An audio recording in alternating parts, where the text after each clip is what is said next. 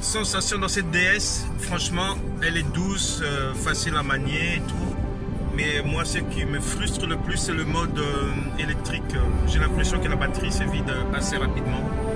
Donc, je vais vous dire dans les commentaires ce qu'il y a comme autonomie dans la bagnole. Je m'étais très vite en mode thermique, quoi. Je ne sais pas à quoi ça sert. Mais là, je suis en mode électrique, il me reste 8%. Là, je suis en train de faire le frein moteur et tout ce qui va avec. Et on verra ce que ça donnera. Bonjour à tous, bienvenue dans mon émission.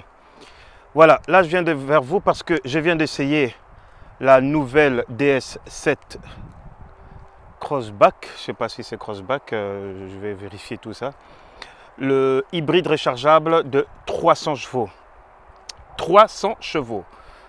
À l'époque, je me rappelle de ma naissance, lorsqu'on disait 300 chevaux, eh bien c'était des chevaux, quoi. Eh bien là, je vais vous dire, je ne suis pas vraiment déçu de cette bagnole. Il faut dire aussi, il faut quand même avouer que c'est une française. Et les bagnoles françaises et moi, ça fait quand même deux. Je suis souvent sur les allemandes ou soit sur les américaines. Mais j'ai spécialement moi-même une Ford Mondeo de 2018 et qui fonctionne assez bien. Oui, pour vous dire mon ressenti à propos de cette bagnole. D'abord, l'autonomie qui est annoncée par le constructeur de 58 km en tout full électrique. Pipo, je voulais dire. Voilà. Moi, je crois que j'en ai fait 40 si ce n'est pas moi. Et puis après, j'ai fait en ville rien que du thermique. Et lorsque tu fais du thermique en ville avec de l'essence, je peux autant dire, ça te coûte. Hein. Et ensuite, les 300 chevaux. À mon époque, lorsqu'on disait 300 chevaux, ça t'arrachait la gueule. Et puis, je peux autant vous dire que là, ça ne t'arrache pas la gueule parce que c'est quand même une grosse bagnole bien confortable. Ça te met du jet. Tu sens quand même qu'il y en a dedans. Ça ne m'a pas du tout déplu parce que j'ai quand même laissé une Porsche Cayenne à l'arrière. Et une BMW d'ailleurs. Et ça accélère fort. C'est quand même 300 chevaux. Mais je suis vraiment trop déçu de l'électrique parce que je n'ai pas pu faire énormément d'électrique. Franchement, c'est une bonne bagnole, bien luxueuse. C'est une française. Du point de vue fiabilité, ça reste encore à voir. Bourré d'électronique. Mais elle était pas mal. Vous allez voir dans l'émission l'essai et tout ce qui va avec. Franchement, c'est une bonne bagnole. Mais personnellement, est-ce que je l'achèterais par rapport à d'autres voitures? Oui, si c'est pour rester un mois avec, oui, mais je crois que je vais très vite m'en lasser. Ah oui, je voulais vous préciser aussi, la conduite semi-autonome du niveau 2 ou je ne sais plus quoi, fonctionne très bien. Mais vraiment mieux que la Ford. Parce que moi aussi, j'ai une Ford qui fait aussi la conduite semi-autonome, mais j'ai l'impression que je vais me casser la gueule à tout bout de champ. Et là, franchement, nickel. Elle te rappelle après qu'il faut mettre les mains et tout le bazar. Mais elle fonctionne bien. L'électronique est pas mal. Et en plus avec ce toit panoramique et tout ce qui va avec. Vous allez voir.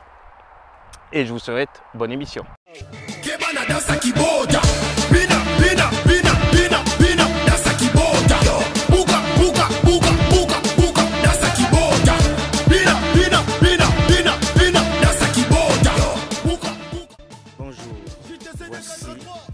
DS7 hybride rechargeable. Un moteur de 300 chevaux et un petit moteur électrique. Et ça pousse très très bien.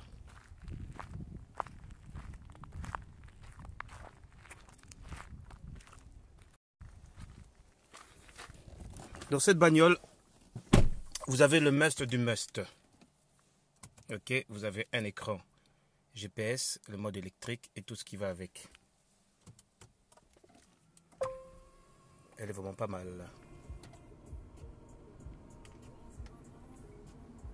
L'instrumentation et tout ce qui va avec.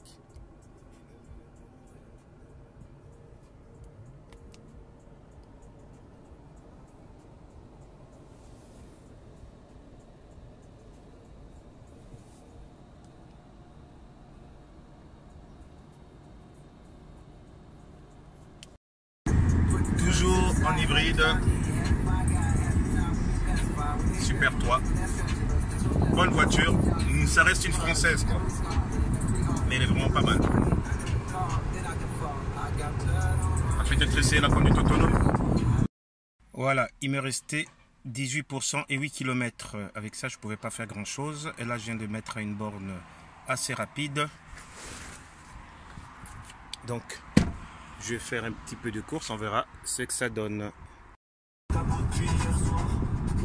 En gros, la conduite autonome fonctionne plutôt pas mal. Là, je fais absolument rien. Et la voiture, elle se conduit toute seule. C'est vraiment génial. Elle maintient la distance et tout ce qui va avec. Et franchement, là-dessus, je ne suis pas déçu. Mais j'ai quand même 0% d'autonomie. En gros, pour vous dire sur ces DS Crossback, c'est une très bonne bagnole. Une douceur de la boîte de vitesse qui est à 8 rapports et un couple de 520 Nm, une puissance cumulée d'un moteur électrique de 58 km et au petit 1,6 litre de 200 chevaux. Les deux cumulés font 300 chevaux. Et je peux autant vous dire que ça pousse assez fort que j'ai pu laisser une Tesla à l'arrière, une Porsche Cayenne et une BMW X5. Et je crois que c'était une 335 BMW que j'ai pu laisser en arrière.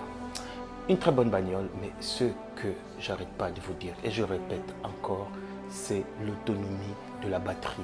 L'hybride, c'est bien un moteur, petit moteur électrique, et c'est bien d'avoir un moteur essence cumulé à ces petits moteurs pour donner la puissance et faire le full électrique en ville.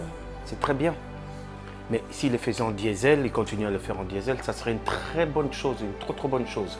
Parce que moi, je me suis retrouvé à court d'énergie en pleine ville de Bruxelles. Je peux autant vous dire que l'essence, dans les embouteillages, le 1,5 litre ou je ne sais pas combien de litres qu'ils disent en consommation en hybride, n'ont plus rien. Alors là, plus rien à voir.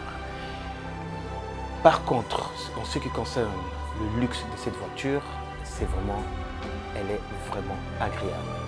Il y a tout des full gadgets, siège en cuir climatisé, toit panoramique, excusez-moi, et des tas de full gadgets. C'est vraiment génial. Une belle, bonne voiture à la française, la luxury à la française.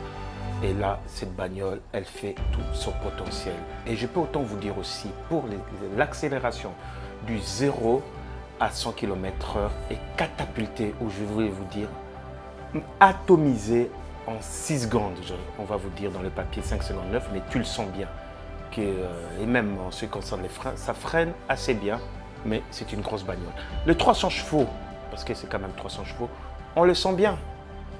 Mais on sent quand même la lourdeur quand même, parce que c'est pas un 3 litres, c'est pas un 5 litres, mais c'est 1,6 litre cumulé à un moteur électrique. Ce qui fait que ça catapulte. Et puis après, tu es très vite arrivé au 100 km/h et même voir le 200 km/h. Franchement, c'est une très bonne bagnole. Personnellement, est-ce que je l'achèterais? C'est mon avis personnel. Non. Pourquoi? Parce que du point de vue fiabilité, c'est pas pour me moquer des Françaises, mais je suis pas sûr de voitures françaises. Je suis pas 100% sûr. Mais je l'achèterais bien pour garder, disons, quelques mois. Dès qu'il y a la première panne électrique, eh bien, je l'abandonne automatiquement parce que ce genre de voitures sont assez compliquées à réparer. Et faire tout un truc de diagnostic électronique, ce ne sera pas vraiment mon truc. Mais pour ceux qui aiment bien les Françaises, je vous conseille cette voiture. Mais par contre, pensez à la recharger et avoir une bonne de recharge chez vous.